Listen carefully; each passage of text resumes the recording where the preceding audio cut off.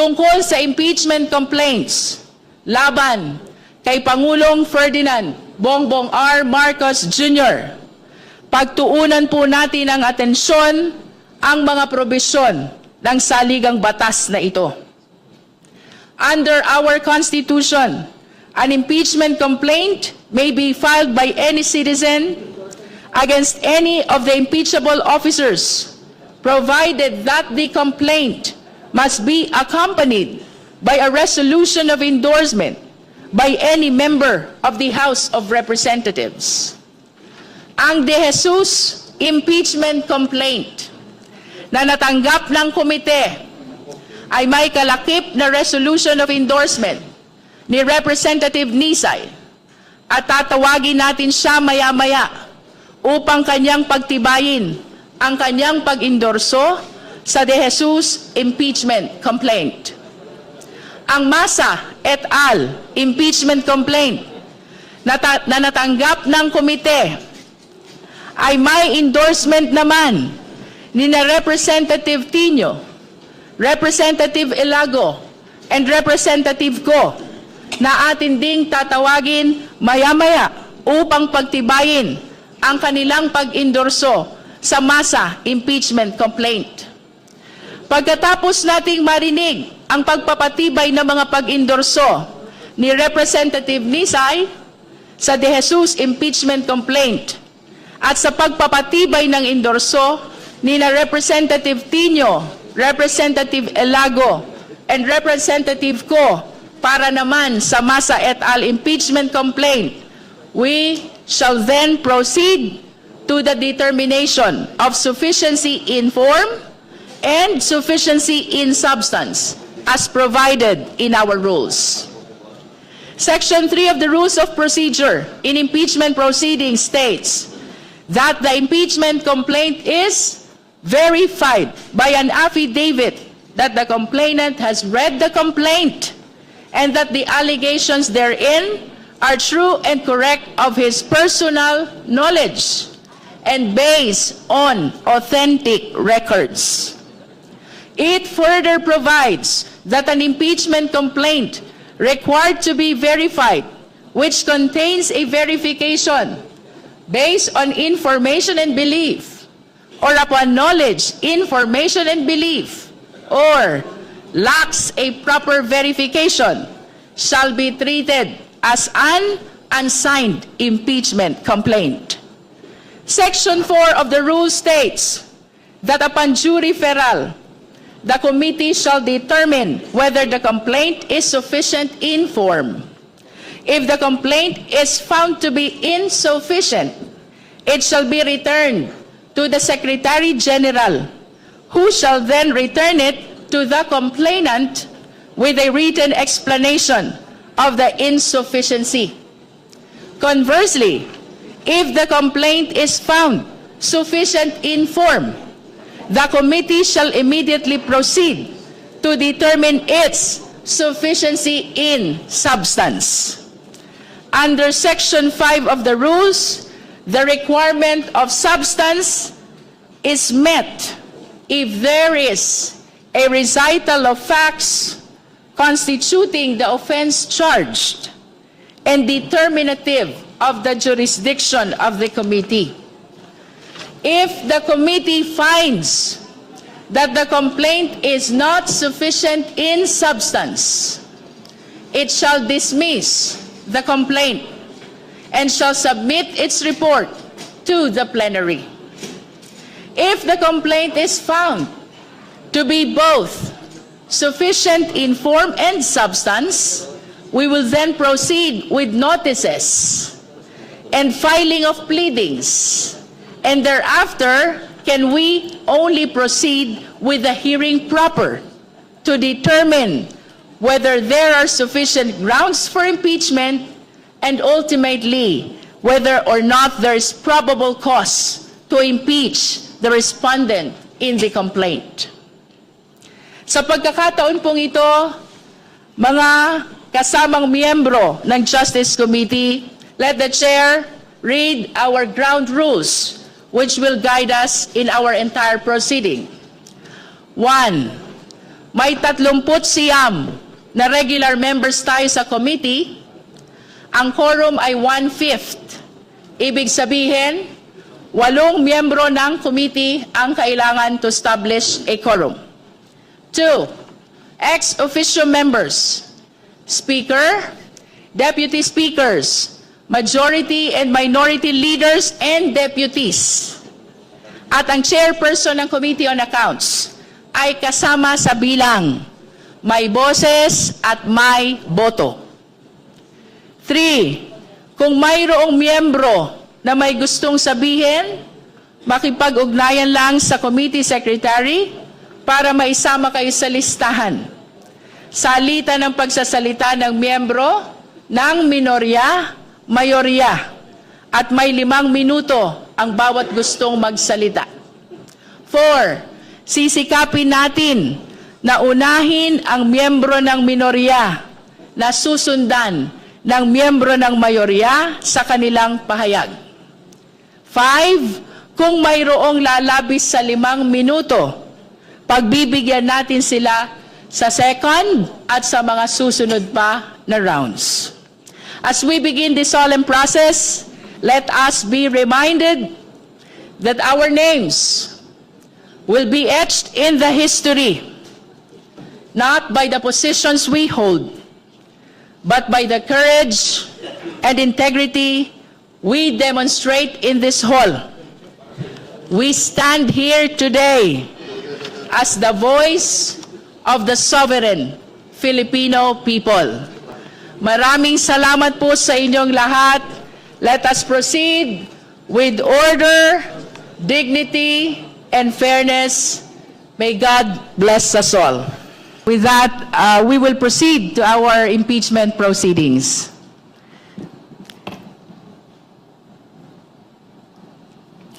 The impeachment complaint, the first impeachment complaint, filed by Attorney Andre R. De Jesus, was endorsed by the Honorable Representative from Pusong Pinoy Party List, Representative Journey Jet V. Nisay. And we are recognizing Representative Nisay for his endorsement of the impeachment complaint of Attorney De Jesus. Good morning, Madam Chair, honorable members of the committee, and all the esteemed guests. Article 2 of the 1987 Philippine Constitution states that sovereignty resides in the people and all government authority emanates from them. Bilang kinatawan ng mamamayang Pilipino at bilang House Deputy Minority Leader, humaharap tayo ngayon para sa konstitusyonal na proseso sa pananagutan ng mataas na opisyal ng bansa, na ngayon ay may alegasyon ng graft and corruption, culpable violation of the Constitution, at betrayal of public trust. Bago po ang lahat, nais kong bigyan diin na sa magiging impeachment proceedings na ito ay maging pundasyon nawa ang tama at patas na proseso. Ito rin ang pangunahin kong intensyon kung kaya't aking inendorso ang complaint na ito, ang madala sa nararapat na forum at dumaan sa wastong proseso. Tayo ay sumusunod at susunod sa bawat tamang prosesong idineklara ng batas. Unang-una, tiwala ako ng impeachment complaint na aking inendorso ay sufficient in form. Batay sa ating rules, kaugnay sa pag-evaluate ng impeachment complaint, ang isang impeachment complaint para maging sufficient in form must be verified by an affidavit that the complainant has read the complaint and that the allegations therein are true and correct of his personal knowledge or based on authentic records. This can also be checked sa page 13 ng nasabing complaint or sa verification page. Clearly, ang complaint na ito ay verified by an affidavit executed by Attorney Andre De Jesus, stating that he caused its preparation, that he has read and understood its contents, and that the allegations therein are true and correct based on his personal knowledge or on authentic documents. In the same affidavit attached to the complaint, Attorney De Jesus further swears that all factual allegations are supported by evidence and that this complaint is not filed to harass, delay, or otherwise increase the cost of litigation. Accordingly, para mag-comply sa formal requirements, ini-endorso ko ang impeachment complaint through a resolution of endorsement, duly signed and sworn to before the Honorable House Secretary General. Therefore, Madam Chair, In view of the foregoing, it is respectfully submitted that the impeachment complaint is sufficient in form and that it be allowed to proceed to the next stage of the proceedings. Thank you, Madam Chair. Thank you, Representative Nisay. Now we proceed to the endorsement of the impeachment complaint filed by Lisa Maza, Teodoro Casino, Renato Reyes Jr., Attorney Nery Colmenares, and 32 other complainants. For this purpose, the Chair recognizes the Honorable Representative from ACT Teachers Party List, Representative Antonio L. Tino, and/or the Honorable Representative from Gabriela Women's Party List, Representative Sara I. Elago, and/or from Kabataan Party List, Honorable Representative Rene Luis M. Co. You are recognized. Maraming salamat, Madam Chair. Pagtataksil sa tiwalang ipinagkaloob ng mamamayan, betrayal of public trust, yan ang ginawa ni Pangulong Ferdinand Bongbong Marcos Jr. at ito ang dahilan kung bakit dapat siyang ma-impeach. Nakapaloob sa impeachment complaint na aming inendorso ang buong katotohanan na magtatahi at magbibigay linaw kung bakit sa ilalim ni Pangulong Ferdinand Bongbong Marcos Jr. nangyari ang pinakamalaganap, sistematiko at sentralisadong paglimas ng pondo sa kabanang bayan sa kasaysayan ng Republika mula nang mapatalsik ang diktador na si Ferdinand Marcos Sr. noong 1986 na naitala sa Guinness Book of World Records dahil sa ill-gotten wealth, following in the footsteps, like father, like son. Sa unang 3 taon ng Administrasyong Marcos Jr., daan-daang bilyon ang pondong sangkot sa flood control corruption scandal. Nangyari ito hindi dahil sa kanya-kanyang diskarte ng ilang mga tiwaling opisyal ng DPWH, mga ganid na kontraktor at ilang korap na senador at kongresista o ng mga nasa ibaba, paligid at katabi ng Pangulo habang siya'y walang kamuwang-muwang at namulat na lamang sa katotohanan nitong SONA 2025 na may corruption pala sa gobyerno niya. Nangyari ito dahil pinahintulutan ni Pangulong Marcos Jr. na maging opisyal na patakaran ang pagpaparte ng DPWH budget sa mga opisyal ng Malacanang, Senado at Kongreso, yung tinatawag na allocables at non-allocables, para pagkakitaan ng mga kickback na tinatawag na ngayong commitment o advance. Ang pondong publiko napunta sa pansariling pakinabang. Yan ang unang pagtataksil ni Pangulong Marcos Jr. sa tiwala ng bayan. Hindi pa nabusog sa pondo ng DPWH, kaya nangyari sa ilalim ni Pangulong Marcos ang walang kapantay sa kasaysayan na paglobo ng unprogrammed appropriations. Ayon sa batas, tanging ang Pangulo ang may kapangyarihang mag-approve sa paggamit at pag-release ng pondo mula sa unprogrammed appropriations. Ginamit niya ang kanyang discretion para aprubahan ang 213 billion na dagdag na proyekto ng DPWH kasama ang 111 billion para sa flood control na pawang napunta sa corruption. Mas masahol pa, pinahintulutan niya at hindi pinigilan ang pagkuha ng 90 billion na pondo ng PhilHealth para gamitin sa infrastructure, bagay na tahasang labag sa sin tax law at dineklarang iligal mismo ng Korte Suprema. Pondo para sa kalusugan, dinala sa kurakot. Yan ang ikalawang pagtataksil ni Pangulong Marcos Jr. sa tiwala ng bayan. Ngunit, hindi lang command responsibility o sin of omission ang kasalanan ng Pangulo. Direktang nag-utos siya ng hindi bababa sa 100 billion na insertion sa 2025 budget at tumanggap ng hindi bababa sa 8 billion na kickback. Saan ginamit ang pera? May bahaging napunta sa personal, ngunit ang kalakhan ginamit para sa eleksyon. Ito ang sekreto sa likod ng pagbaha ng pera sa panahon ng eleksyon. Pera ng taong bayan, ginawang kickback mula sa kontraktor, pinambili ng boto para manalo at umulit ang siklo. Ganyan mismo ang ginawa ng Pangulo. Ito ang pinakadirekta at masahol na pagtataksil ni Pangulong Marcos Jr. sa tiwala ng bayan. Sa mga tagapagtanggol na nagsasabing siya nga ang unang naglantad ng flood control scam, paano mong sasabihin sangkot at pasimuno siya Sabi ng mga nagrarally, Marcos, Duterte, walang pinag-iba. May batayan yan. Si Duterte may tokhang na kumitil sa libong buhay at may peking gera kontra droga na tumarget sa ilang drug lord. Yung pala, pangunahing protektor, si Duterte, ng sarili niyang mga drug lord, habang pumusturang numero 1 kalaban ng droga.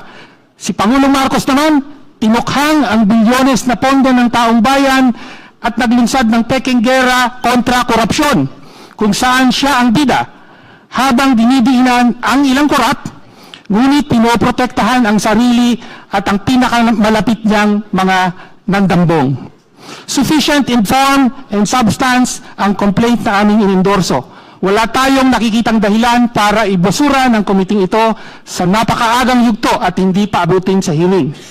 Nariyan lang sa tabi, nakatago sa publiko ang dalawang opisyal na merong mga resibo at ledger na magpapatunay sa direktang papel ng Pangulo, pagtanggap niya ng kickback at kung paano ginamit at saan napunta ang pondo. Maaari silang pasalitain sa pagtuloy-tuloy ng impeachment proceeding na ito. Tinutukoy ko sina former Executive Secretary Lucas Bersamin at Undersecretary Adrian Bersamin. Ito ang buong katotohanan. Si Pangulong Ferdinand Bongbong Marcos Jr. ang pinakamalaking isda sa flood control corruption scandal.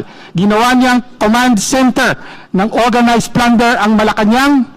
Inagaw niya ang pondo para sa kalusugan ng mamamayan, para sa kickback ng ilan at direktang nag-utos ng 100 bilyong pisong insertion para tumanggap ng kickback. Malubhang pag-abuso ito sa kapangyarihan ng pagkapangulo at pagtaksil sa tiwalang ipinagkaloob sa kanya ng mga Pilipino. Dapat siyang ma-impeach. Maraming salamat po, Madam Chair. Thank you. Honorable Sara Ilago.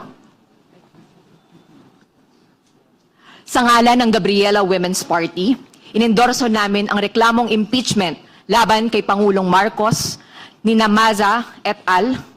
Bilang bahagi ng tuloy-tuloy na paglaban sa korupsyon at mahalagang hakbang tungo sa pananagutan. Ang laban para managot ang lahat ng kurakot ay laban para sa kapakanan at kinabukasan ng mga pamilyang Pilipino. Kapag may korap, napakabigat ng tama sa mga kababaihan, lalong-lalo na ang mga mahihirap. Sa mga nanay na naghahanap buhay sa gitna ng tumataas na presyo ng bilihin, sa mga babaeng manggagawang pinipiga ng kontraktualisasyon at barat na sahod, at sa mga biktima ng karahasan na pinabayaan ng isang sistemang walang hustisya. We are endorsing this verified impeachment complaint, which presents acts of betrayal of public trust, demonstrating command responsibility and personal culpability of the President himself. The adoption and implementation of the baseline balance managed parametric formula which institutionalized systemic corruption sa sadyang paggawa at pagdisenyo ng sistema kung saan ang priorities of leaders ang mas sinusunod kaysa sa technical requirements at pangangailangan ng ating mga communities. Ang flood control program na dapat sana ay para sa pag-iwas sa sakuna at kaligtasan ng publiko ay ginawa ng makinarya para sa malawakang pagnanakaw. We have also seen how public funds meant for urgent national needs are turned into the administration's presidential pork barrel. Sa pag-authorize ng Pangulo sa release ng 213 billion pesos ng unprogrammed appropriations, kung saan ang 111 billion pesos para sa flood control projects na pinili batay sa priorities ng leaders lang, ang pondo para dapat sa pagtugon sa pagbabaha at kalamidad ay ginawang pondo para sa sistematikong katiwalian. Hindi ito basta lamang paggamit ng kapangyarihan, ito ay pagtataksil sa tiwala ng taong bayan. Dagdag pa, ang pagbibitiw ng kanyang mga pinakamatataas na opisyal matapos ang mga seryosong aligasyon ng mga kickback ay nagpapatunay na ang bakas ng katiwalian ay hanggang sa Malacanang. Wala man lang ipinatawag at humarap sa mga investigasyon sa kanila. May resignations pero wala man lang thorough investigation. Walang kahit anong investigasyon tungkol sa kinalaman mismo ng palasyo at ng Pangulo mismo bilang nasa tuktok ng kapangyarihan. Hindi ito pwedeng palusutin. Para po sa akin, bilang isa sa mga endorsers, the most painful proof of this betrayal of public trust is felt not just in these documents of the verified impeachment complaint, but in the lives of our people. Habang bilyong-bilyong piso ang kinakamkam ng mga kurakot sa ilalim ng pamumuno ng Pangulo, Pasan-pasan ng mga ordinaryong Pilipino ang matataas at mabibigat na buwis. Ang value-added tax o VAT sa pagkain at mga pangunahing bilihin, excise tax sa langis, ang patuloy na pagtaas ng mga bayarin sa kuryente at iba pang utilities, ang lahat ng ito ay pumapasok sa kaban ng bayan. Isang kaban na direktang ninanakaw sa pamamagitan ng mga mekanismo na kanyang ginamit at naipatupad. Ang perang pinagpawisan ng mga manggagawa, ng mga driver, ng mga magsasaka, ng ordinaryong mamamayan ay napupunta sa mga bulsa ng mga kurakot. Therefore, I urge every member of the House Committee on Justice and of the entire House of Representatives, the substance of this complaint is more than sufficient. Makatwiran at makatarungan ang impeachment complaint na ito. Huwag nating ipagkait sa taong bayan ang karapatan sa katotohanan. Huwag nating ipagkait sa taong bayan ang karapatan sa pananagutan. Maraming salamat. Before we proceed, may we acknowledge the presence of the Honorable Crispin Diego M. D. Remulla, Deputy Majority Leader, and the Honorable Bienvenido M. Abante from the 6th District of Manila. Thank you for coming. Now, Honorable Reneco. Madam Chair, mga kapwa ko mambabatas at sa mamamayang Pilipino. Nasa harap ninyo ako ngayon bilang kinatawan ng kabataan at isa sa 3 miyembro ng Kamara na nag-endorso ng verified complaint mula sa taong bayan. 36 na individual mula sa iba't ibang sektor para sa impeachment ni Pangulong Ferdinand Romualdez Marcos Jr. dahil sa kanyang pagtataksil sa tiwala ng publiko sa kanya o betrayal of public trust na alinsunod sa konstitusyon ay isang marapat na batayan para matanggal siya sa kanyang pwesto. The Constitution says, public office is a public trust. Iniutos ng saligang batas sa mga pampublikong opisyales na lagi silang magkaroon ng pananagutan sa taong bayan, mamuhay ng simple, at maglingkod sa mamamayan ng may pinakamataas na katapatan, responsibilidad, at integridad. Madam Chair, sa nagdaang mga buwan at taon, it has become clear to us that President Marcos Jr. has not heeded this constitutional command. It is for this reason that the people are charging him with betrayal of public trust. Ayon sa Korte Suprema, sa Gonzales III versus Office of the President, ito ay maituturing na gross faithlessness against public trust, tyrannical abuse of power, inexcusable negligence of duty, favoritism, gross exercise of discretionary powers, at iba pa, na nakakayurak sa interes ng publiko at nakakasira sa reputasyon ng opisina. May nakikita tayong 3 kagagawan na pasok sa definisyong ito.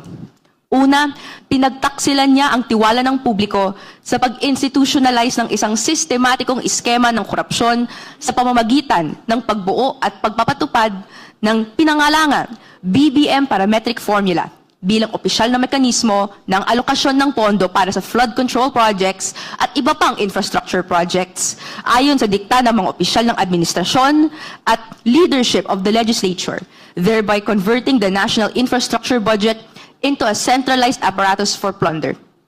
Ikalawa, sa ilalim ng termino ni Pangulong Marcos Jr., pinalobo niya ang unprogrammed appropriations sa mga halagang hindi pa kailanman nakita ng kasaysayan natin.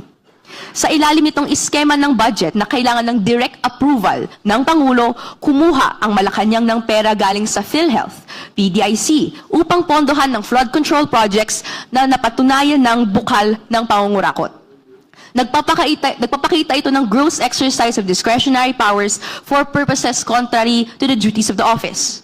Sumumpa ang Pangulo na itaguyod ang konstitusyon, pero sa pag-abuso sa unprogrammed appropriations ay sangkot siya sa paglabag nito, sa paglusot sa konstitusyonal na kapangyarihan ng Kongreso na itakda ang pambansang budget. Ikatlo, may mga testimonya na personal at direktang iniutos ni Pangulong Marcos Jr. ang pagpasok ng hindi bababa sa 100 bilyong pisong halaga ng mga maanumalyang flood control projects at iba pang proyekto ng infrastruktura sa 2025 General Appropriations Act.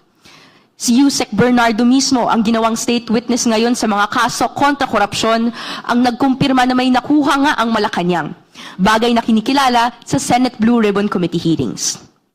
Marami ang nanalig sa mga ulat at pangako sa SONA pa lamang ng Pangulo. Noong SONA 2024, may pinagmalaki na may natalang 5,500 na natayong flood control projects. Pero sa sunod na taon, lalabas na sa buong panahon pala ay wala raw kaalam-alam ang Pangulo sa pangungurakot dito. Kundi man ito pagpapanggap at panloloko sa publiko dahil sangkot siya, lantaran naman itong kapabayaan. Sumumpa ang Pangulo to, quote, do justice to every man, to consecrate himself to the service of the nation. At sa dulo, hindi naman po ito nakita. In the past year, we, the youth, heard time and time again of the expectation from us to take charge of our future. Para tuparin ang aming papel bilang pag-asa ng bayan, ito ang ginagawa namin ngayon. We will hold public officials to account for their misspending, for the pesos that should have went to public and social services but went to personal interest. Wala na dapat makalusot. Ito ang panahon ng pananagutan. Sa inendorso naming verified impeachment complaint laban kay Pangulong Marcos Jr., sinasaad natin ang facts constituting betrayal of public trust. Wala pong rason kung bakit hindi dapat ito tumuloy-tuloy sa hearing proper. Bilang mga mambabatas, Madam Chair, hindi dapat tayo matakot na ungkatin ang katotohanan. Ang hiling ng kinatawang ito, let the Filipino people who suffered from disasters and lacking basic social services because of misuse and abuse of public funds see their day in court. Let the Filipino people repose their trust in a public office that deserves it and does not betray it. We, the Filipino youth, demand better leaders. And we deserve better leaders. Thank you, Madam Chair. Thank you. That completes the endorsement of the Jesus complaint by Representative Nisay and the Masa et al. Complaint by Representative Pino, Representative Elago, and Representative Reneco. We shall now proceed to the determination of sufficiency in form. In compliance with the process, I understand that you've made mention, or the endorsers have made mention already about their position with respect to form, but nevertheless, we will be requesting them to make a formal manifestation with respect to their complaints sufficiency in form, compliance to the sufficiency in form. We recognize the Honorable Nisay for his manifestation on the De Jesus impeachment complaint with respect to sufficiency in form.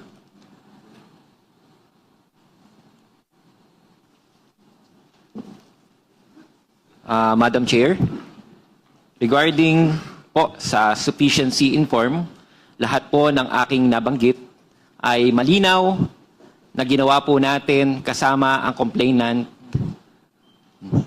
para po matuloy ang impeachment complaint ng ating pong private citizen na si Attorney Andre De Jesus. Nakapaloob po dito ang 5 argumento na kung saan ito po ang gustong malaman ng taong bayan na kung saan ang problemang kinakaharap na to ay pinangungunahan ng ating presidente. At sa limang arguments po, nakapaloob dito ang tatlong grounds, kasama ang graft and corruption, pag-benefit mula sa mga kickbacks na nakalink sa mga budget insertions at ghost projects, ang pagbuo ng ICI o Independent Commission for Infrastructure upang magamit na depensa sa mga political allies na sangkot sa mga anomalyang flood control projects. Pangalawa, ang culpable violation of the Constitution, ang pagpayag na isurrender ang dating Pangulong Rodrigo Duterte sa ICC o International Criminal Court na walang due process sa ating sariling bansa. At ang pangatlo, ang betrayal of public trust, ang hindi pagbito sa mga program appropriations at special provisions nito sa ating mga national budget. Ang di umanong paggamit ng droga ng Pangulo at unfitness upang mamuno, kasama rin po dito. So, Madam Speaker, Madam Chairman, naniniwala po ako na ang verified complaint ng atin pong private individual na si Attorney Andre De Jesus ay sufficient in form. Thank you, Representative Nisay. For the guidance of the committee members, I wish to add that apart from the verification and as part of the formal requirements of the impeachment complaint, we have to check if it is signed by the complainant, if it is duly verified, if the verification is correct, which means it has to be based on personal knowledge or authentic records. We have to check as well whether the impeachment complaint is supported by a resolution of endorsement by at least one House member. Of course, we know for a fact already that our colleague, the Honorable Jet Nisay, is the endorser of the De Jesus complaint. Representative Nisay has manifested already his position that the Jesus complaint is sufficient in form. Now, the chair wishes to hear the comment of the committee members. Madam Chair. The Honorable Bernadette Barbers is recognized. Thank you, Madam Chair. Madam Chair, may I reiterate the points you've mentioned earlier? Under Article 11, Section 3, Paragraph 2 of the 1987 Constitution, a verified complaint for impeachment may be filed by any member of the House of Representatives or by any citizen upon a resolution of endorsement by any member thereof. The same provision is found under Rule 2, Section 2A and 3 of the Rules of Procedure in impeachment proceedings of the House of Representatives. The complaint was filed by Attorney Andre R. De Jesus, a citizen of the Philippines, is indicated in the verification. Thus, complies with the provisions of the Constitution and the House rules. May I also submit, Madam Chair, that the respondent is one of the impeachable officers enumerated under Section 2, Rule 11 of the 1987 Constitution. It states that the President, the Vice President, the members of the Supreme Court, the members of the Constitutional Commissions, and the Ombudsman may be removed from the office through impeachment. As earlier mentioned by the chairperson, impeachable officers are very specific and exclusive list of high-ranking officials. The respondent in this instant impeachment complaint is President Ferdinand R. Marcos Jr. Thank you, Madam Chair. Thank you, Honorable Barbers. For the guidance of the members, you can make your comments and positions about sufficiency in form without necessarily saying whether you agree or not with respect to its sufficiency in form, because later on we will be voting. The committee will be voting on the sufficiency in form of these two impeachment complaints. Any other member who wish to comment to the position of Representative Nisay? Madam Chair.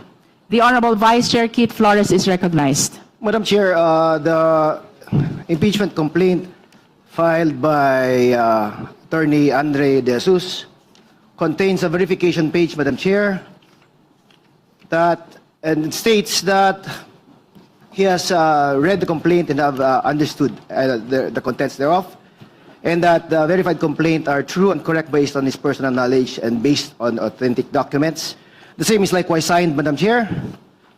Likewise, the complaint is with the resolution of endorsement signed by Representative Journey Jet Nisay, who is a member of the House of Representatives and is a Deputy Minority Leader, a representative of the Pusong Pinoy Party List. The same was subscribed before the Secretary General, Attorney Chaloy Garafil, Madam Chair. Thank you, Vice Chair Keith Flores. Any other comment from the members? Just to add. May we know if the members were given copy? Because I understand that since last week, the Committee on Justice already forwarded the notice for today's hearing coupled with the copy of these two complaints, the Jesus complaint and the Masa et al. Complaint. If the members have no copy right now, kindly approach the committee secretariat so you can join the discussion as to the formalities necessary for the filing of this impeachment complaint. The Honorable Laila De Lima is recognized. Thank you, Madam Chair. Just to add to the statements earlier, we should remember that this stage is merely a technical review. That is correct. Technical and ministerial review, That is akin correct. to determination of jurisdictional facts. So the complaint may be weak in substance and may contain exaggerated rhetoric, but it is not necessarily insufficient in form if it meets those requirements already mentioned, especially in writing, verified, accompanied by a resolution of endorsement, and that the identity of the impeachable officer is readily identifiable. The only thing that I noticed, Madam Chair, is that while the verification page bears the date, the petition proper itself does not bear. Honorable De Lima, can you please speak closer to the microphone? I'm sorry. The only thing that I notice is that while the verification itself bears the date of the verification, which is January 19, 2026, the body itself of the petition, the main petition after the prayer, does not bear the date. But I'm not sure whether it's something that can render the whole petition insufficient in form. But I agree that all the other requirements are there, because part of being signed should also be dated, and the date should be both on the petition and on the verification. Maybe I'm just being so technical about it, but I would still consider that this is sufficient in form in its totality. That is the De Jesus complaint. The De Jesus complaint. Okay. The observation of the Honorable De Lima about the blank date in the body of the De Jesus complaint is noted by the committee. Madam Chair. Madam Chair.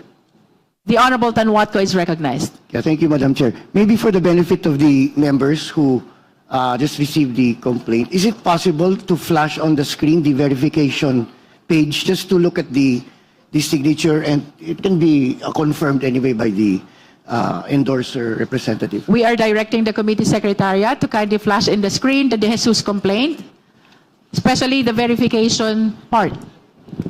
Madam Chair, The Honorable Vice Chair Garbin. just a clarification on the verification of Attorney De Jesus. We may mention that it was subscribed before the Office of the Secretary General. Upon perusing the verification, and the jurat tells us that it was Attorney Ana Patricia Chua who administered the notary. So let me be clarified, Madam Chair, whether there was a separate. There are actually two documents that needs to be under oath. One is the verification, and the other one is the endorsement. And the Honorable Vice Chair Keith Flores would like to comment to that. Madam Chair, while the verification was notarized by a private lawyer, I think, the endorsement, the resolution of endorsement, which was signed by the Representative Jet Nisay, was subscribed to before the Secretary General, Madam Chair. Thank you for that clarification, Madam Chair. Any other member who wishes to comment to the sufficiency in form of the De Jesus complaint? If there are no other members who would like to, the Honorable Chair Abante is recognized. Are we not discussing the sufficiency? Please speak closer to the Are we microphone. not discussing the sufficiency in form here?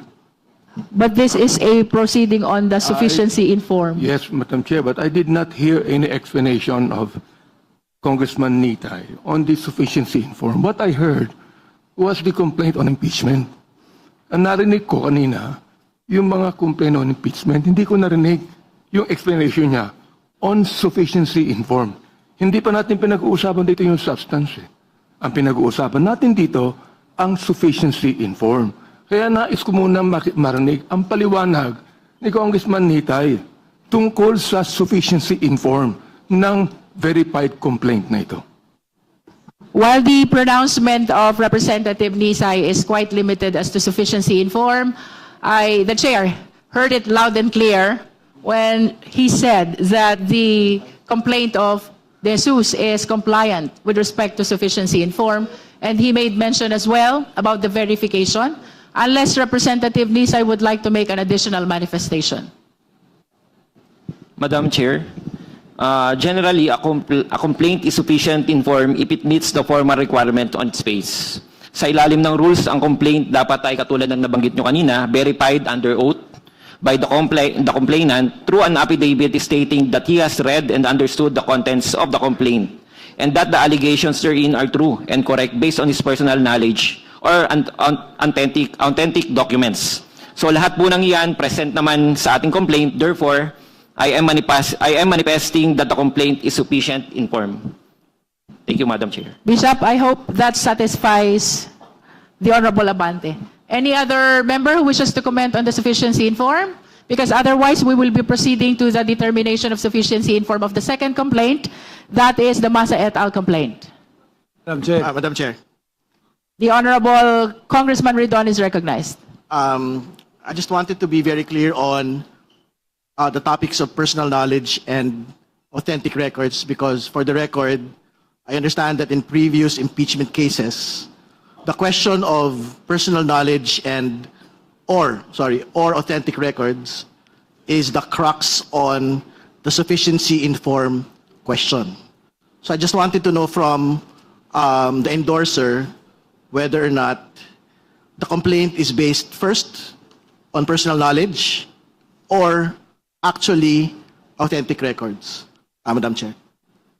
The Chair wishes to remind the committee members that our determination of form and substance should be confined in the impeachment complaint itself as to whether or not it is indeed based on personal knowledge or authentic records.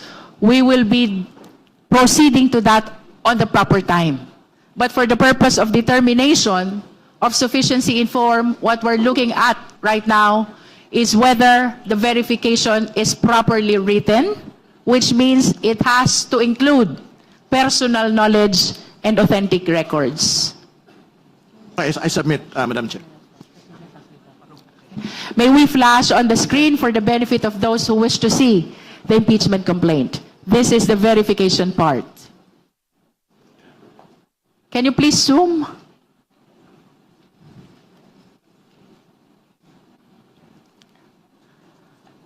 What is significant in the verification is actually paragraph 3. And paragraph 3 reads, the allegations in the verified complaint are true and correct based on my personal knowledge or based on authentic documents. That is for consideration, of course, of the committee members. Madam Chair. The Honorable Santay is recognized. Thank you. Madam Chair, in the determination of sufficiency in form, three things are important. Verification, endorsement, proper content and structure. The complaint is duly verified. It contains a sworn affidavit of the complainant affirming that he has read the complaint and that its allegations are true to his personal knowledge. There is an endorsement coming from the Honorable Nisay, and well, if it contains the proper structure, well, the names of the parties are there, the designation of the offense and actual omission. I believe that the complaint is sufficient in form. Thank you, Congressman Santay. Madam The Chair. Honorable Vice Chair Dumogan is recognized. Thank you, Madam Chair. It is clear enough. So let us vote for the issue on sufficiency. We will come to that, in Vice form. Chair. Madam Okay. Chair. I think we have exhausted already our discussions as to sufficiency in form of the De Jesus complaint. We shall now proceed to our discussion on the sufficiency in form of Masa et al. Complaint. But let us hear first the manifestation of position of our endorsers. The Honorable Representative Tino is recognized. Madam Chair, I defer to Madam Chair. Representative Ilago. Madam Chair.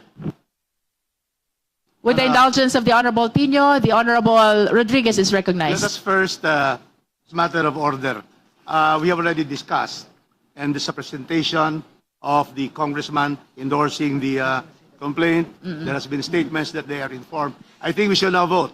We should not vote on the first one before we go to the second one. Yes, so I ask for a vote, Madam Chair, for the sufficiency in form of the De Jesus complaint as endorsed by Congressman Jet Nisay. So moved, Madam Chair. There is a motion to vote on the sufficiency in form of De Jesus complaint. Do I Second. hear a second? Second, Madam Chair. The same has been seconded. So the motion is granted. The chair is now ready to hear the necessary motion. Madam Chair. The Honorable Madam Chair. Amben Abante is Madam Chair, recognized. I move to declare the impeachment complaint filed by Attorney Andre R. De Jesus sufficient and informed. That's already been moved by me. It's already been moved. So let us move with the prior motion. The and we understanding have of the to vote or chair not. about the motion of the Honorable Rodriguez is a motion to vote already about the sufficiency in form of the Yes. De Jesus complaint, and that is why I solicited a second, and the chair granted that motion to vote already. Now we are entertaining the motion to declare the De Jesus complaint as sufficient in form, as raised by the Honorable Amben Amante. Vote Madam Chair, the motion to vote, if it is voted in favor, it is approved. It is therefore voted in form as sufficient. So there's no need for another motion to declare. Because I have already moved to vote, and with that vote, it will result on either its referral back to the Secretary General because it is insufficient in form, or it is approved, is sufficient in form, and we proceed to the next step. Thank you, Madam Chair. With the indulgence of the Honorable Rodriguez, the chair was listening very well when he raised the motion of voting already about the sufficiency in form of the De Jesus complaint. And the intention of the chair, when she recognized Honorable Rodriguez and even solicited a second to that motion, is to resolve whether or not we will be doing the voting now or after we deliberate on the sufficiency in form of the second impeachment complaint. So, with the indulgence of the Honorable Rodriguez, I hope we can proceed. We have granted the motion to do the voting now, and now we are entertaining the motion to declare the De Jesus complaint as sufficient in form. There is a motion to declare De Jesus complaint as sufficient in form, as raised by the Honorable Amben Amante. The same has been seconded. Is there any objection? Object, Madam Chair.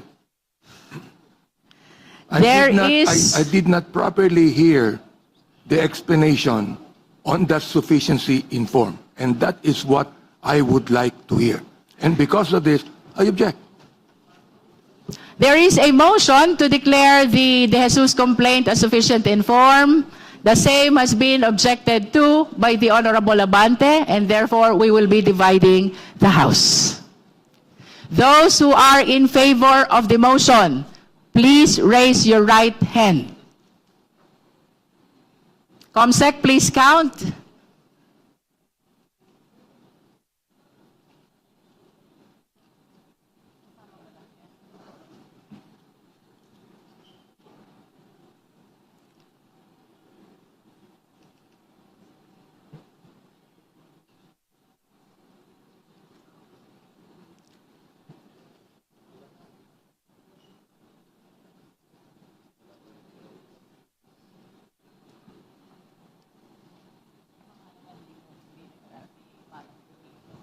All right, did we get the number?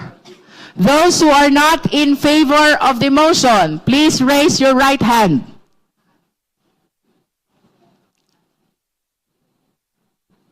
Those who abstain, please raise your right hand.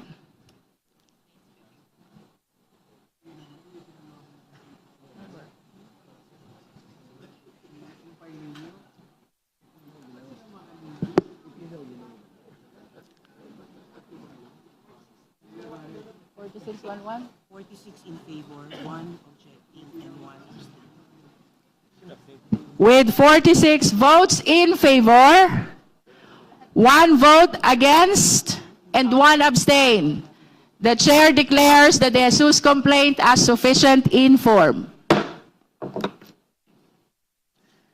Now we shall proceed to our determination of sufficiency in form of the Masa et al. Complaint. May we request the endorser to manifest their respective positions. The Honorable Elago. Yes, Madam Chair. with regard to the determination of sufficiency in form of the Marcos impeachment complaint filed by Masa et al. Based on our rules of procedure in impeachment proceedings, there are two important questions to be asked. Number one, is the complaint verified and endorsed properly? And second, is the complaint subscribed and sworn to by the complainants before a notary public? The answer to both questions is yes, Madam Chair. So it is the position of this these endorsers that this verified complaint filed by Masa et al. Is sufficient in form. Thank you, Madam Chair. Thank you, Honorable Elago. We would like to acknowledge the presence of the Honorable Milagros Aquino Magsaysay. For the guidance of everyone, the committee is counting the vote of only the members and the ex officio members and those who, the non-members who were deputized. Again, justice members, ex officio members, and non-members who were deputized by ex officio members. That's for the guidance of all the members. We have concluded on the manifestation of position of the Honorable Elago. May we hear the manifestation of the two other endorsers? Madam Chair, The Honorable Pino is recognized. I have the same manifestation, so that will suffice as far as Thank I'm you. concerned. Thank you. I have similar manifestations, Madam Chair. Thank you. Thank you, Honorable Ko. Now we will be listening to the comments of the members of the Justice Committee. Madam Chair, The Honorable Janice Digamo is recognized. Madam Chair, as stated in the endorsement of the impeachment complaint, there are 36 Filipino citizens who filed the complaint composed of leaders and members of different organizations from the marginalized and underrepresented sectors. So it is my humble submission that the impeachment complaint filed by Lisa Masa and 35 other complainants complies with the requirement as to who can file an impeachment complaint. Under the Constitution and the House Rules of Procedure in impeachment proceedings, an impeachment complaint may be filed by any member of the House of Representatives or by any citizen upon a resolution of endorsement by any member thereof. As to the personality of the respondent, the President is among those listed as impeachable officers under Section 2, Rule 11 of the 1987 Constitution. It states that the President, the Vice President, the members of the Supreme Court, the members of the Constitutional Commissions, and the Ombudsman may be removed from office on impeachment. This constitutional provision is reiterated under Section 1, Rule 1 of the Rules of Procedure in impeachment proceedings by the House of Representatives. Thank you, Madam Chair. Thank you. May we hear from any other member? Madam Chair. The Honorable Po is recognized. Madam Chair, I want to bring up 2 points in terms of the form. First and foremost, I want to point out that as stated by... Honorable Po, kindly speak closer to the microphone. Sure. Madam Chair, so I would like to point out 2 points. First and foremost, as stated by a Congresswoman Sara Ilago, they did actually have their complaints signed and verified, and to make sure that this is true and correct based on their personal knowledge or based on authentic records po. And this is not filed, to be clear, this is not filed to harass or cause any unnecessary delays. This is also important in verifying the documents. Second point that I want to bring up, and this is something that I think our fellow Filipinos should also take note of when it comes to our rules.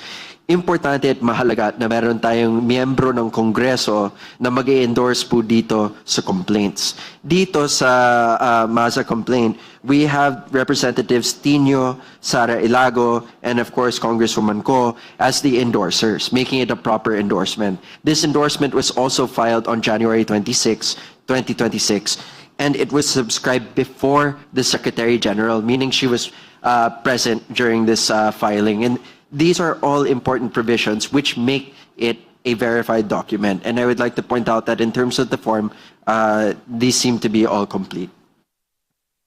Thank you, Honorable Po. Other observations from the members? Honorable Chua? Thank you, Madam Chair.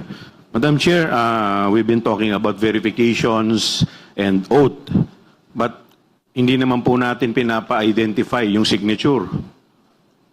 So I think that is very important because maybe later on, baka biglang itanggi yung signature. May I ask, Madam Chair, if the complainant or complainants are present in today's committee hearing? Madam Chair. The Honorable De Lima. Thank you.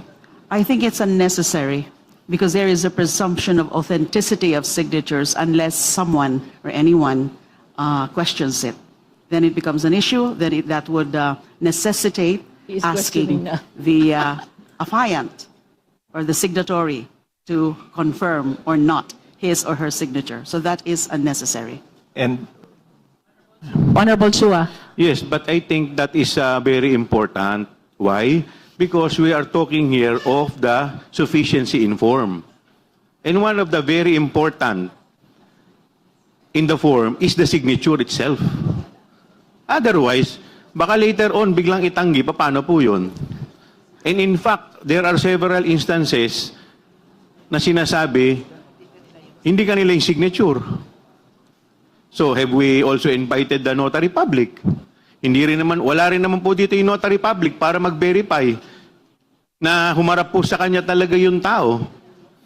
So if we are talking here of sufficiency in form, hindi po ba ito mahalagang tanong din? But of course, I will submit to the wisdom of the body. The Honorable Suntay. yes, Madam Chair, I think that would be simply answer the complainant to also endorse the verified complaint for impeachment at present. And they actually sponsored it. So the authenticity of the signature is easily verified by just asking them. And because they're present, I believe that they're affirming that it's their signature. While we recognize the point of the Honorable Chua, let it be known that only the members and the endorsers were invited in today's hearing. As mentioned earlier by the Honorable De Lima, the determination of form and substance are preliminary. The hearing proper will be happening on the later part of our proceeding after we have concluded on the determination of form and substance. No? We recognize the significance of the opinion and observation of the Honorable Chua, but nevertheless, let us confine ourselves to what appear in the impeachment complaint. Madam Chair. Madam Chair. The Honorable Rodriguez? Yes, the complaint of Masa et al., my good friends, former Congresswoman Masa and also Congressman Casino, is not sufficient in form. If you read the complaint, it is not a verification after the complaint, but a jurat. It says subscribe and sworn to. This is not the verification that is required under the Constitution, under our rules. Can you kindly take a look? Can you show there? Yeah. May the we end request of the complaint? Secretariat to flash It the is complaint? a jurat, subscribe and form. There's no statement here about a verified complaint. Madam Chair, the copy that I have... The and I Honorable guess- De Lima. Sorry. Thank you, Madam Chair. The copy that I have, and I guess the other members would have that, really contains a verification page. Kindly speak closer to the microphone. Yes. I see that there is a verification verification. page alleging the necessary facts there in accordance with Meron. Section 3, Rule 2 of the Rules of Impeachment, Rules of Procedure in Impeachment Proceedings, that it is the complainants read and understood the contents thereof, and that the most important, the allegations therein are true and correct of our personal knowledge or based on authentic records and documents. That is the needed allegation or averment in the verification. The number 4 and number 5, not necessary anymore. It's actually required in the certification. So if it's a verification and certification requirement, then we can consider number 4 and number 5. But for purposes of verification under the rules, it's only about that the allegations are true and correct of our personal knowledge or based on authentic records and documents. I see it here. There is a verification duly signed by all the complainants. The Honorable Rodriguez. I have read that. It is after the verification of the endorser. But if you will read here, verification, signature, there's no notarization. the non-authorization of the verification itself. I oppose those two because I have read this for the past week. And Kindly flash the certainly we complaint. wish to hear it, but if it is insufficient in form, it cannot go. So look first at the jurat. At the end, verification should be at the end of the complaint. Where it will say that it is of the personal knowledge or it's sufficient. If you say personal knowledge or authentic records, that's fine. That is in our civil procedure and our criminal procedure. But here, if you will see the verification, Mr. Chairman, Madam Chair, the verification has no signature of a notary public. So there is no sufficiency in form. The verification which is attached to the endorsement, there is none. There is no notarization. Madam Chair. Madam Chair. Madam Chair. Madam Chair. Honorable Vice Chair Keith Flores. Is the copy of the Honorable Rufus Rodriguez, does it contain the last page, sir, where there is that page is attached? Secretary, kindly double check Maybe the copy. they failed to No, attach the notarization is on the jurat, on the last page. It's on the jurat, and the jurat is not a verification. Not on the actual verification itself. Madam Chair. Sir, it's not verification. If you look at the verification itself, which they attach after the verification of the three, there is no notarization. After Kathleen Gaya de Guzman, no notarization. So how can there be a valid verification? Madam Chair. The page before that, Congressman Rufus Rodriguez, also includes, can we flash the page before that, please? Madam Chair, Comsec. point of clarification before we can answer that one. Let us wait until the speaker finishes first before we call the rest. Comsec, can we Madam flash Chair. the page before that?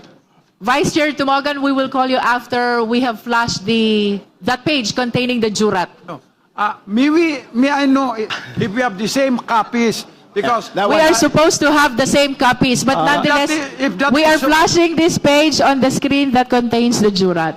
because if Yeah, that's right. Subscribe and so on too. Yes. That is the jurat. It's not a verification. Go to the next page. It is notarized, correct? Go to the that next is page. correct. That's why I'm asking. Do we have the same copies? Yes, I If think the we have the answer is same. yes, Yes. then Congressman Rodriguez. We're is supposed to correct. have the same copies. So therefore, there is only no... jurat. There's It's no, not a only jurat. So verification. therefore, there is no sufficiency in form. The chair examined the copy of the complaint, but prior to this jurat, there is a verification signed by the complainants. Yes, but no Although it doesn't bear the notarization. page. Therefore, it is self-serving. It's not public record. It is not something to bind us. Because there is no, after the signature... We will be suspending to check the copy of the Honorable Rodriguez. Itong kopya ko. We take note of the observation of the Honorable Rodriguez. Nonetheless, we have checked this copy. I believe this one is complete, no? At the end of the complaint, there is verification. They were signed by the complainants. It is 2 pages because they have a lot of complainants, more than 32. And then after the signature of the complainants, we have the jurat. The jurat is supposed to be the oath to the verification. And then the names and the identification of the complainants. And then on the last page, the administering officer of the jurat, the notary public. I hope this satisfies the Honorable Rodriguez. Madam Chair, we really would like your impeachment complaints to be heard. But the first requirement in the Constitution and our rules is sufficiency in form. If you will go back again, after the complaint, there is a verification. That was where it is signed. But there is no notarization on that. And then it goes to the jurat. The jurat, there are no signatures, and the jurat was the one that was notarized. It really is a lack. Is insufficient in form. We cannot proceed with a complaint where the verification is not notarized and its jurat has not been signed and it is the one notarized. So we have to stick to legal rules, Madam Chair. In the rules, our rules on criminal procedure apply supplementarily. So there can be You know, it's just like a complaint which is not signed and not properly identified and verified. So therefore, it's clear. If you flash again, I would like to have this flash, Madam Chair, so that everybody will know, including the public. Can we go to the verification Madam Chair. after the complaint and then the jurat and the signature? Because it is. We are lawyers here. We are trying to have the legal proceedings in proper order based on the law. Madam Chair. The Honorable Arisa is recognized. Madam Chair, if you will look at the first complaint, it's the same thing. Correct. Yung verification po, hindi notarized. Yun lang pong jurat ang notarized. It's the same thing. It's not the same thing, Mr. It's Chair. the same thing. To answer, Madam Chair, it's not the same. It's the same thing. This is the copy. Yeah, it is verification and then the signature of the notary public. You see? It is different. No, there's no notary public. In my copy, in my copy, Oh, well, there's no it notary. is Ana, Patricia, Ana is as in Veloso, Ana, Patricia, Chua. Yes, It's page 13 and 14. Page 14. Yes. Okay, can we check the... Point of order, Madam Chair, point of order. To satisfy the needed comparison between the first and the second impeachment complaint, can we flash again the verification Chair. of the De Jesus complaint? Madam Chair, Please point wait of for your order. turn as we call one after the other all the members of the House who wishes to make Yun. their manifestation. Madam Chair, point of order. Point of order muna ako. The Honorable Abante is recognized. These people are arguing without even addressing the chairman. My goodness, pare-pareho naman tayo legislator dito. Alam na natin ang utos dito eh. Address the chairman first before you ever argue with one another. Madam Chair, this representation apologizes to the Honorable Chair because sometimes we cut in because in answer, but Chairman Abante is right, and we should always address before addressing the committee the permission of the Chair. Thank you very much, Madam Chair. Thank you. The chair is in possession of the complaint of De Jesus, and my observation is it is the same as the complaint of Masa et al. There is verification signed by the complainant. It is followed by the jurat, subscribed and sworn to, and then signed by the notary public. Then let me go back to Masa et al. There is a verification signed by the so many complainants. After the two-page signature follows the jurat, subscribed and sworn to, and then at the end of all the names and identification cards, identification of the complainants is the signature of the notary public. Madam Chair, short manifestation, Madam Chair. The Honorable Vice Chair Garbin is recognized. I confirm your findings on the verification of the Masa complaint. The verification, as together with it, the jurat, would yield the same date, Madam Chair. It was verified and signed by the complainants January 22, 2026. The jurat also yield the same date, January 22, 2026, Madam Chair. I submit.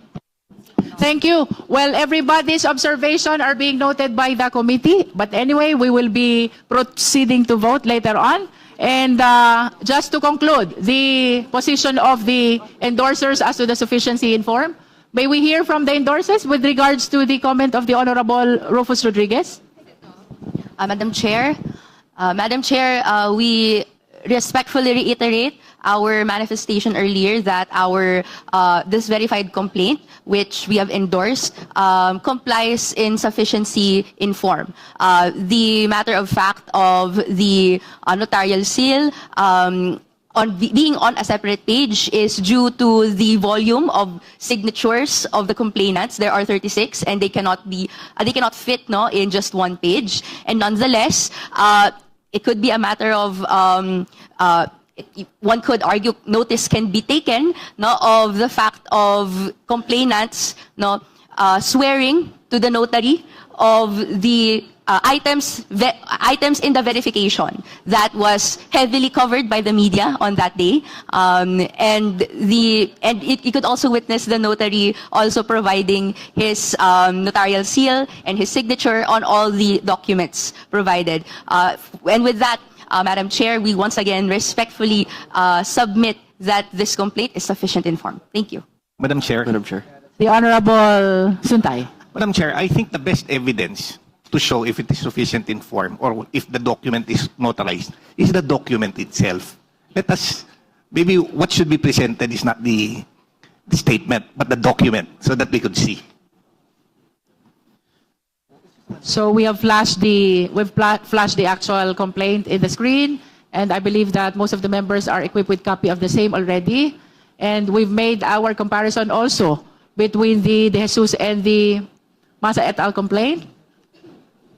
It is observed that they are one and the same in as far as verification and jurat are concerned, no? So if there are no other comments or manifestations on sufficiency in form of Masa et al. Complaint, then the chair is ready to hear the necessary motion. Madam Chair, The Honorable Erice is I recognized. move that we declare the Masa complaint as sufficient in form. So move. Do I hear a second? I'd like to object again, Madam Chair. Okay. There is a motion. I think, Madam Chair, Honorable Abante? I think I have definite reasons why I am objecting. Yes, please state your Number reason one, why you're number one. objecting. What Congressman Chua has raised a moment ago is important. Now, we are not talking about any fast rules here. Every member of this House has the right to question, whatever the question might be, Madam Chair. Therefore, the question of Congressman Chua should be tackled. Number two, I also object on the argument raised by Congressman Rodriguez. And number three, Madam Chair, nakita ko po dito, in-exhibit nila yung competent evidence of identity. Pero wala po dito yung documents if they are indeed taxpayers, Madam Chair. Sapagkat nakalagay sa endorsement, they should be taxpayers. Therefore, I question if all of these 36 complainants are actually taxpayers. Kung taxpayers yan, dapat mag-submit ng document yan dito na sila ay taxpayers. If indeed wala, therefore, insufficient ang form na pinapaliwanag dito. And therefore, Madam Chair, I object. We are noting the explanation of the Honorable Abante with regards to his objection. Nonetheless, we shall be proceeding to vote on the sufficiency in form of Masa et al. Complaint. There is a motion to declare Masa et al. Complaint Point of order, sufficient in Madam Chair. form. Point of order, The sir. same has been objected to. Point of order. Those who are in favor, we shall now divide the House. The Honorable Ridon. Who has seconded the motion, Madam Chair? Who has seconded? It hasn't been seconded? seconded. It's Kong Noy Defensor. Because I heard a lot of second. Okay. So we shall now divide the House. Those who are in favor of the motion, please raise your right hand.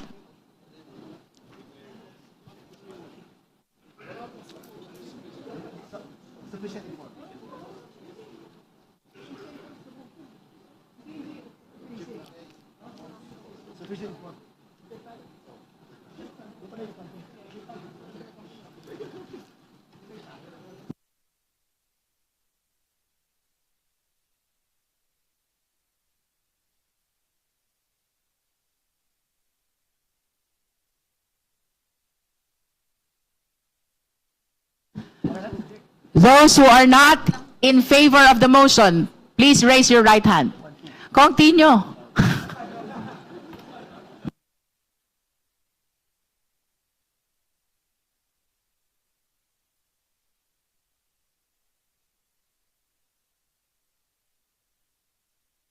Those who abstain, please raise your right hand.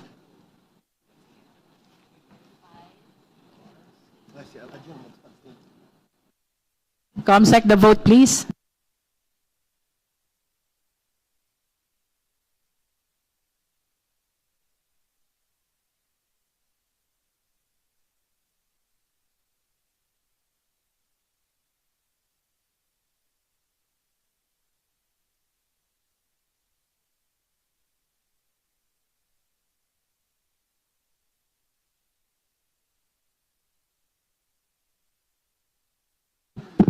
With 35 in favor, 9 against, and 1 abstain, the chair declares the Masa et al. Complaint sufficient in form. Madam Chair, The Honorable Abante. it is very clear that there is insufficiency in form. Very clear po yan. And I'm so glad for the rest of those, my colleagues, that supported my objection. And therefore, realizing that this is actually an exercise in futility, and a waste of the people's money. I therefore would like to walk out of this hearing right now. The manifestation is noted. We have concluded the determination in form of both the Jesus complaint and Masa et al. Complaint. If there are any other matters the member wish to discuss before we suspend? No other matters? There being no other matters to discuss, the meeting is suspended until 10 a.m. tomorrow, February 3, 2026. The members present today are considered informed in open hearing of the meeting tomorrow. In accordance with the rules, the committee will determine the sufficiency in substance of the impeachment complaints tomorrow. Meeting is suspended.